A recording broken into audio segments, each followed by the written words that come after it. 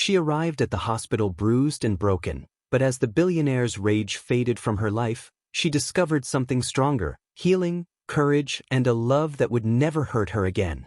If you're ready to hear the whole story, click subscribe and let me know in the comments where you're watching from, because tomorrow, I will be giving you another story just as crazy as this one. And you don't want to miss it. Now let's get into it. Monique sat on the edge of the silk-upholstered couch in her penthouse apartment, the city lights stretching like tiny constellations beneath the floor-to-ceiling windows. Her hands rested protectively on her stomach, though the faint curve of her pregnancy wasn't the only weight she carried. Every muscle in her body was tense, coiled from days, months, even years of walking on eggshells around Damien, her billionaire husband. The apartment was immaculate: glass tables, polished marble floors, and expensive artwork, but it felt hollow. Each sparkling surface reflected not just wealth, but control, surveillance, and subtle intimidation. Damien's rage had a rhythm, a pulse Monique had learned to anticipate. One wrong glance, one misstep, and the storm would descend. Yet outwardly, everything appeared perfect, luxurious, enviable. Damien leaned against the doorway, arms crossed, the faint curve of a scowl tugging at his lips. "Monique," he said sharply, voice cutting through the quiet, "did you leave the curtains open again?" His words carried an edge she had long learned to heed. A mistake in his eyes was never small. "I forgot," she said softly, bowing her head, feeling the familiar pang of fear coil in her chest. Her voice trembled slightly, but she held herself upright, refusing to crumble completely. He stepped closer, towering, presence suffocating. "You know I hate negligence. Especially now," he added, a dangerous undertone in his words. Monique nodded silently. The warning was clear: submission, obedience, and vigilance were expected at all times. Across the city, Ethan, a rising CEO she barely knew yet had admired from afar, was in a meeting at his sleek office. He discussed acquisitions and company strategy, but his mind wandered to recent headlines and whispers about Damien's volatile behavior. The contrast between the two men was stark. One ruled through fear, the other through respect and reason. Back in the apartment, Monique poured herself a glass of water, hands shaking. Every sip, every motion, was deliberate, an effort to appear composed. The apartment was quiet again, but she could feel Damien's presence even when he was out of sight. Fear and vigilance had become second nature, a constant undercurrent to every decision she made. Her phone buzzed. A message from a close friend appeared: "Be careful. Don't let him see you falter." Monique swallowed hard, her thumb hovering over the screen. She typed a brief acknowledgement and set it aside, mind racing with strategies for avoiding confrontation. Her life had become a delicate dance, choreographed entirely around Damien's moods, his anger, his control. The first hints of fatigue appeared, but Monique refused to let them take hold. She knew the consequences of weakness, of showing fear too openly. Every day was a balance of survival and self-preservation, her inner strength shielded behind smiles and polite acquiescence. As the evening darkened, Damien reappeared, voice now sharper, footsteps echoing ominously. "Monique, come with me," he demanded, his tone leaving no room for argument. She obeyed silently, heart hammering. The elevator ride was silent, each floor a countdown to what she feared and yet had learned to expect. When they reached the garage, Damien's presence filled the space like smoke. His eyes were storm clouds, his patience threadbare. "I said I want answers," he said, voice low and dangerous. Monique's stomach tightened, but she maintained eye contact, a fragile defiance flickering in her gaze. She would not give him the satisfaction of trembling entirely. In that moment, the first act of transformation began, not through confrontation, but through endurance. The recognition that her body, her mind, and her choices were hers alone started to stir, though faint and delicate. She had endured fear for long enough. She had endured control. And soon, the collision with freedom, recovery, and love would begin. The night air in the garage was heavy, scented faintly with rain and the metallic tang of polished luxury. Damien's shadow loomed over Monique, his presence sharp and threatening, every movement calibrated to intimidate. His chest heaved, eyes darkened with fury, and every word that left his mouth cut closer than any physical blow could. "I told you not to defy me," he growled, stepping forward. The words were loaded, final, an ultimatum masked as a reprimand. Monique's heart raced, not from anger, but the familiar pulse of fear, the survival instinct ingrained from months of volatile encounters. She braced herself, fingers tightening against the edges of her coat, grounding herself against the panic that threatened to consume her. I didn't mean to," she whispered, voice trembling, the faintest trace of defiance in her eyes. Her stomach tightened, a warning pulse that her unborn child shared her alarm. She knew what was coming and felt powerless to stop it. Damien's rage erupted like a storm finally released. Words turned sharp, accusations flew, and then came the blow, a sudden, violent shove that sent Monique stumbling backward. Pain flared across her body, radiating not just in bruises but in shock, humiliation, and terror. Her back hit the cold concrete wall, breath knocking out of her, heartbeat thrumming in frantic rhythm. The next moments blurred into a surreal haze. Monique gasped, clutching her stomach instinctively, every nerve alight with fear.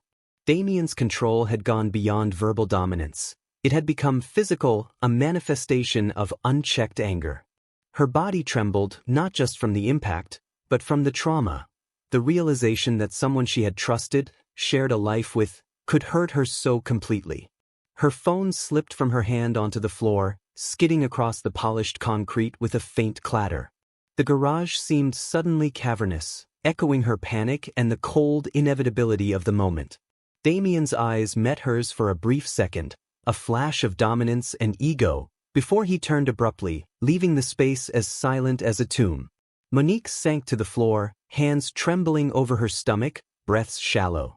She felt a rush of fear and despair unlike anything she had known. The hospital became her only lifeline. Every step toward calling for help, every stagger to the door, was a battle between courage and the paralyzing weight of trauma. When the paramedics arrived, the world narrowed to sterile lights, the hum of machines, and the soft urgency of their voices. Monique's pulse rattled in her ears as they assessed her condition. Every touch was careful, professional, but each one reminded her of the fragility of life, of the preciousness of her child, and of the betrayal that had brought her here. Ethan appeared later that evening, summoned by mutual acquaintances who had long noted Damien's volatility. He arrived with calm authority, a stark contrast to the chaos that had sent Monique to the hospital. His presence was a tether to sanity, a quiet promise that not all men wielded power to intimidate or harm. He listened, not with judgment, but with concern and attentiveness. Monique, trembling, realized that trust, in its purest form, could exist even if fragile. Damien, in the background, was absent from the scene, his rage temporarily spent, leaving only the aftermath of damage, physical, emotional, and relational. His absence highlighted the consequences of unchecked anger, fear, isolation, and the cost of harm inflicted on those he claimed to love. Monique's nights stretched into the sterile hours of observation. Every beep of a monitor, every rustle of nurses' shoes, reminded her of vulnerability and survival. She traced her fingers lightly over her stomach, feeling the tiny stirrings of life, and a seed of resolve began to take root. The pain was profound, but so was her determination, to survive, to heal, and to reclaim her agency. Ethan sat quietly by her side, offering gentle reassurances, his presence steady. "You're safe now," he said softly. "No one can hurt you here. We'll make sure of it." His words were more than comfort. They were a promise that respect and care existed in contrast to rage and domination. Monique exhaled slowly, letting the tension drain from her shoulders, yet the awareness of what had occurred lingered like a shadow. Damien's rage had collided with her life, leaving an indelible mark, but for the first time, Monique sensed the possibility of transformation. The collision had been violent, terrifying, and humiliating, but it had also cracked the door to courage, healing, and empowerment. The hospital night stretched, sterile yet protective, and Monique, though bruised and frightened, felt the first stirrings of hope. She realized that recovery, both physical and emotional, was possible. The choices ahead, self-protection, independence, and eventual love would be deliberate, informed by trauma yet guided by resilience. The hospital room was quiet, the soft hum of monitors the only sound accompanying Monique's shallow breaths. Her body ached, bruises blossoming across her skin, but the deeper pain was inside, the sting of betrayal and the tremor of fear that lingered long after Damien's departure. She traced her fingers lightly over her stomach, grounding herself in the fragile life within, and felt a surge of conflicting emotions: anger, grief, and a stubborn glimmer of resolve. Visiting hours brought murmured voices outside, the shuffle of nurses' shoes, and the occasional soft knock on her door. Each interruption reminded Monique of her vulnerability. She wanted solitude, yet the isolation weighed heavily. Memories of Damien's rage replayed in her mind: the harsh words, the physical intimidation, the cold finality in his eyes. Her fear had anchored her for so long, making every decision a careful dance between survival and restraint. Ethan appeared again, quietly taking a seat by her bedside. His presence was steady, unassuming, yet profoundly comforting. "How are you feeling?" he asked, voice low and gentle. There was no judgment, no probing, only attentiveness. Monique hesitated. She wanted to speak, to vent, to confront, yet a part of her recoiled from vulnerability. "Can I trust anyone again?" The thought flitted through her mind. "I don't know," she admitted finally. "I feel everything.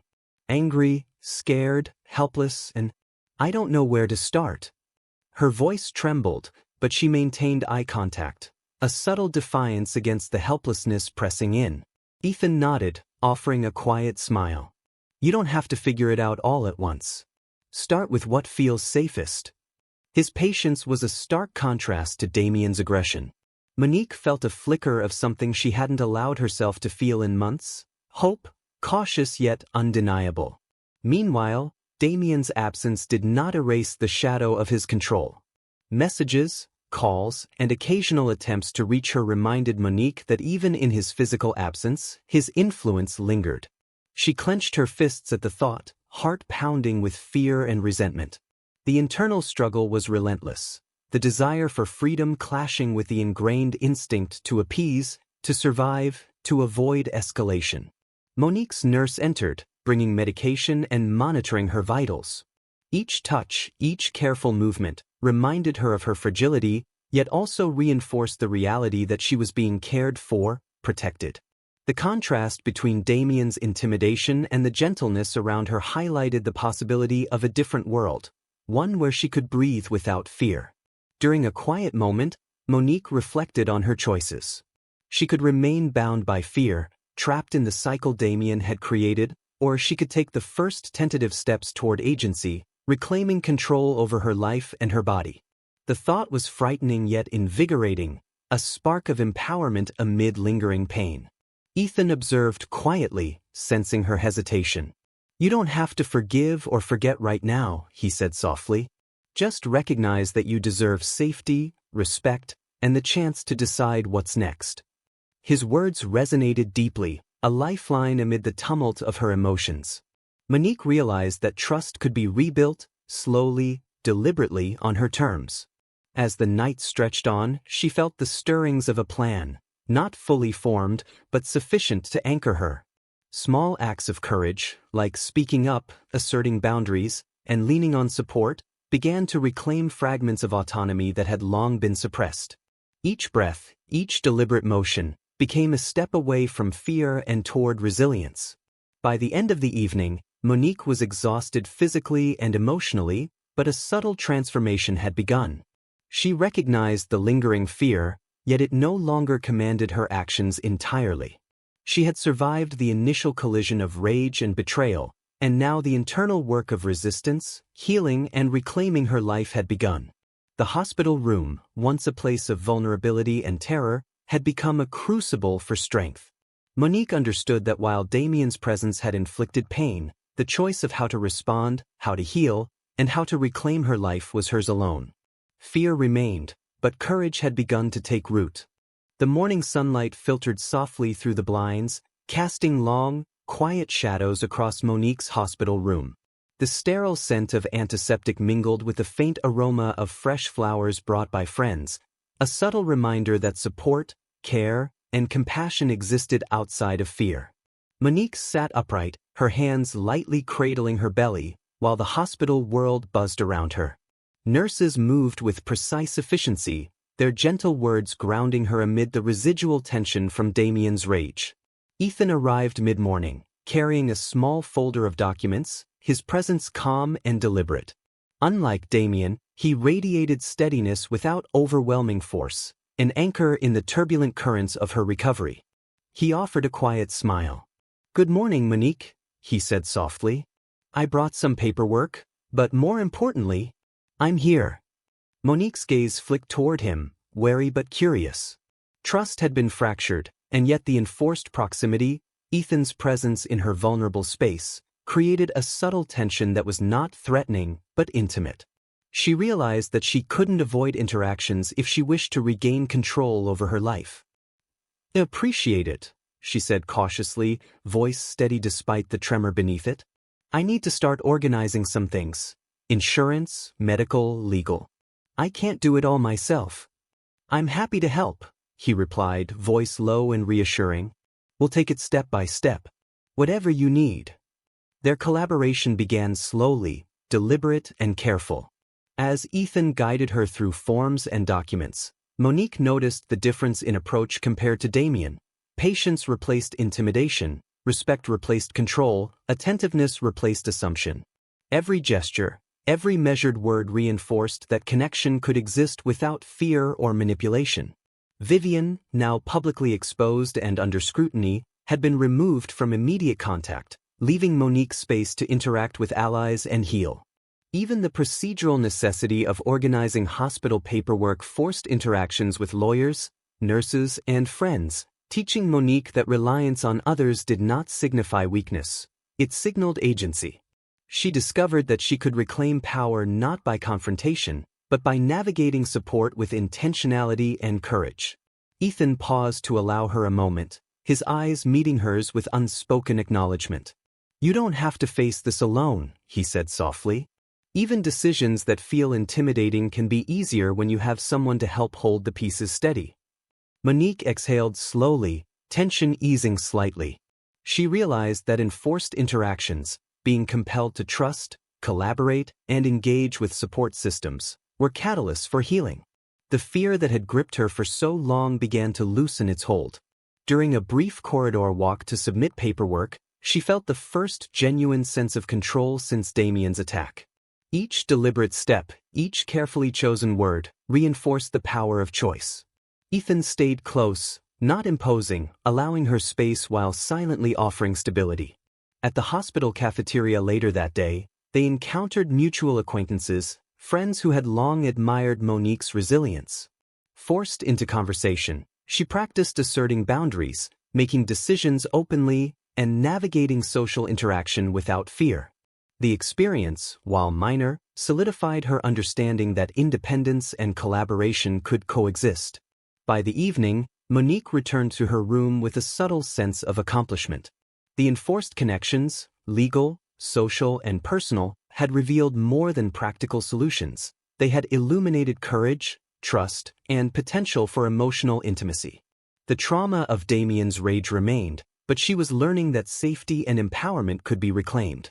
Ethan remained by her side, quietly observing her progress. "You're stronger than you realize," he said gently. "And every choice you make here is proof of that." Monique allowed herself a small, tentative smile. Strength was no longer abstract. It manifested in these careful interactions, these deliberate acts of trust and reliance.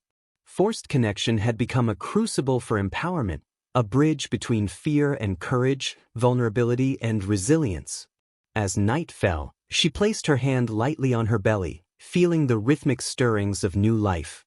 The hospital, once a place of trauma, had transformed into a space of subtle triumph. Through forced connection, Monique began reclaiming agency, emotional clarity, and the quiet confidence that would carry her forward toward healing, love, and eventual empowerment. Monique's recovery had progressed, but the sense of calm was fragile, a thin veneer over weeks of trauma and fear. Just as she began to breathe more freely, a notification on her phone shattered the quiet. Damien had arrived at her office building, demanding to speak. Her pulse quickened, the memory of his rage still vivid, the ache in her body a reminder of past violence. Ethan, who had accompanied her to manage logistics and support, sensed the change immediately. "Stay calm," he said gently, placing a steadying hand on her shoulder. "We'll handle this together." When Damien entered the lobby, the air seemed to thicken. His presence was commanding, intimidating, as though the world had been built to bend to his will. He scanned the room, eyes locking on Monique. "We need to talk," he said, voice sharp, controlling. His gaze carried the weight of entitlement and anger, the same force that had landed her in the hospital weeks before. Monique inhaled slowly, grounding herself. She could retreat, flee, or collapse, but she chose none of those. "Not here," she said firmly, meeting his eyes without flinching. "If you have something to say, it will be done properly, through the right channels." Her voice carried authority, even as her heartbeat hammered in her chest. Ethan stepped slightly in front of her, posture protective but measured. "She's not coming with you anywhere right now. This stops here." Damien's jaw tightened. The shock of resistance, something he had rarely encountered, briefly disrupted his composure. He attempted to assert control verbally, his words a torrent of accusation and demand, yet Monique's calm refusal and Ethan's steadfast presence created an unyielding barrier. For the first time, Damien encountered consequences he could not manipulate through fear alone. Monique's mind raced. Fear still lurked at the edges, but her resolve had grown stronger through enforced trust, healing, and the support of those who genuinely cared. "I will not let you dictate my life," she said clearly. "I survived because I chose to, not because you allowed it. And I will continue to survive on my terms." Damien's expression flickered, anger, disbelief, and, briefly, shame. He realized that his control had been broken, that his rage could no longer define her choices or limit her autonomy. Ethan's eyes met Damien's, unflinching, conveying a quiet assertion. This was not intimidation, it was accountability. The confrontation escalated momentarily as Damien attempted one last verbal push, but Monique remained unwavering. The fear that had once dominated her actions no longer commanded her. She stood tall, her body and voice aligned with the internal strength she had cultivated over weeks of recovery. Ethan guided her gently toward the elevator, ensuring space while silently signaling that support did not mean dominance. Damien's attempts to assert power were ineffective. The narrative had shifted. Monique had reclaimed control over her life, her choices, and her environment. By the time the elevator doors closed, the tension had dissipated into a quiet, potent clarity. Monique exhaled deeply, feeling the weight of fear and anger lessen, replaced by the quiet satisfaction of agency regained. The breaking point had been reached, not through violence, but through courage, boundary setting, and deliberate action. Later, in the sanctuary of her apartment, Monique reflected on the day. She traced her fingers over her belly, feeling the gentle stir of life within. Damien's presence, though still a source of unease, no longer dictated her emotions or choices. She had survived, resisted, and asserted herself fully, marking a turning point in both recovery and empowerment. Ethan sat beside her, offering quiet reassurance without intrusion. "You handled that beautifully," he said. "Your strength is incredible." Monique allowed herself a small, genuine smile. The breaking point had not destroyed her, it had revealed her resilience, her courage, and the power of deliberate choice. For the first time, she understood that healing, empowerment, and eventual love were within her grasp. The morning sun spilled through the tall apartment windows, casting warm streaks across Monique's bedroom. Her body still bore faint bruises, reminders of Damien's rage, but the sharp ache in her chest had softened into quiet determination. She sat upright on the edge of the bed, fingers brushing over her belly, and exhaled slowly, feeling the rhythm of life within. Every stir reminded her why choice, agency, and courage mattered more than fear. Ethan stood nearby, leaning casually against the doorframe, his presence calm yet reassuring. "How are you feeling today?" he asked softly. His eyes reflected patience, a stark contrast to Damien's volatility. Monique met his gaze, considering the weight of her decisions. She could remain tethered to fear, anger, and the memory of what had been done to her, or she could reclaim her life, rebuild trust, and embrace the possibility of love and safety. "I'm ready," she said finally, voice steady yet tender. "Ready to move forward on my terms. Ready to protect myself and our child, and to choose where my life goes next." Her gaze held Ethan's, acknowledging him not as a savior, but as a partner in this new chapter. Ethan nodded, a small smile breaking across his face. "Whatever you choose, I'm here. Every step, every decision." The choice wasn't simple. Damien's shadow still lingered, legal entanglements, financial implications, and the emotional residue of betrayal and fear. But Monique had grown stronger through enforced trust, healing, and self-reflection. Every interaction with Ethan, every support system she leaned on, had strengthened her resolve. She recognized that independence, self-respect, and love could coexist. Later that morning, Damien attempted one final confrontation via phone. His voice, sharp and demanding, reminded Monique of the fear she had endured. Yet now, instead of panic or submission, she listened calmly, responding with measured authority. "I will not negotiate fear," she said clearly. "I will not allow anger to control my life. Any discussion will be civil, through legal channels. Otherwise, this conversation ends now." The line went silent. Damien's frustration was palpable even without sight, but Monique felt no tremor of fear. Her choice was firm, deliberate, and unshakable. Turning to Ethan, she exhaled slowly, the tension easing from her shoulders. "It's over," she said softly. "Not because everything is perfect, but because I've decided it's time to reclaim my life." Ethan stepped closer, offering his hand. "And I'll be here for everything you choose," he said. "Not controlling, not demanding, just walking beside you." Monique took his hand, a subtle yet profound acknowledgement of mutual respect, trust, and partnership. This was the embodiment of choice. Love without fear, support without domination, safety without compromise. The rest of the day unfolded with deliberate clarity. She contacted her lawyers, finalized protections for her child, and reviewed financial arrangements that would secure independence. Each action reinforced her agency, a stark contrast to the helplessness she had once felt under Damien's control.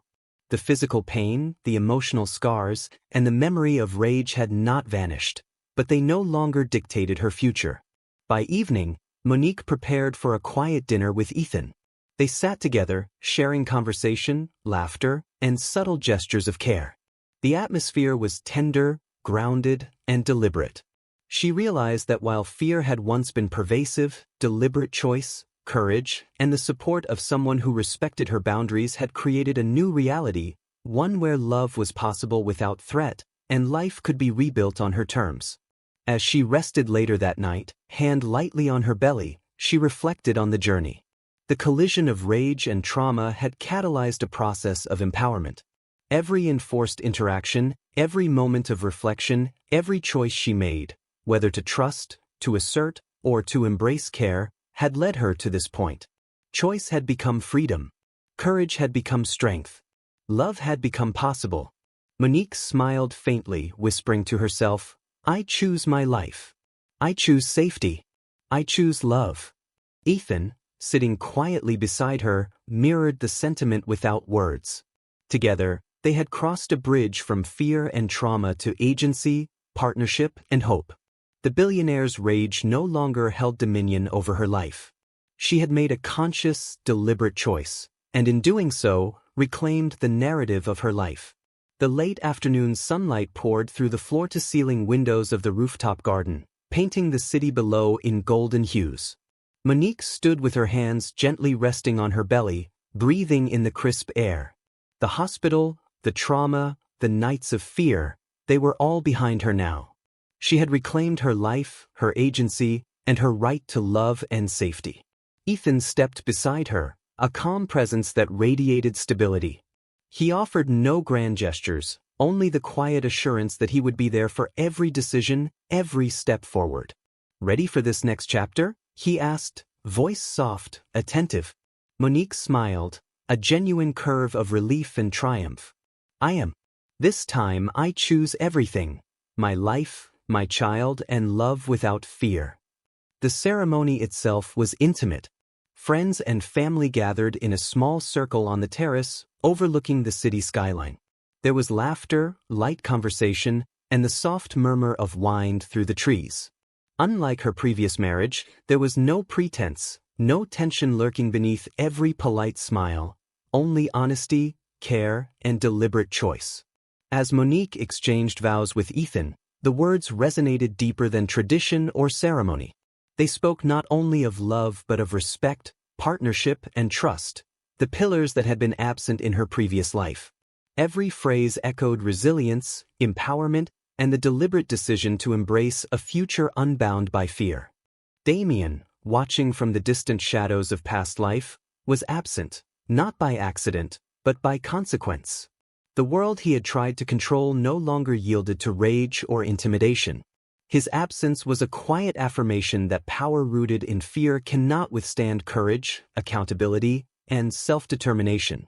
Monique's father, silent until the final moments of the ceremony, finally stepped forward to offer a warm embrace.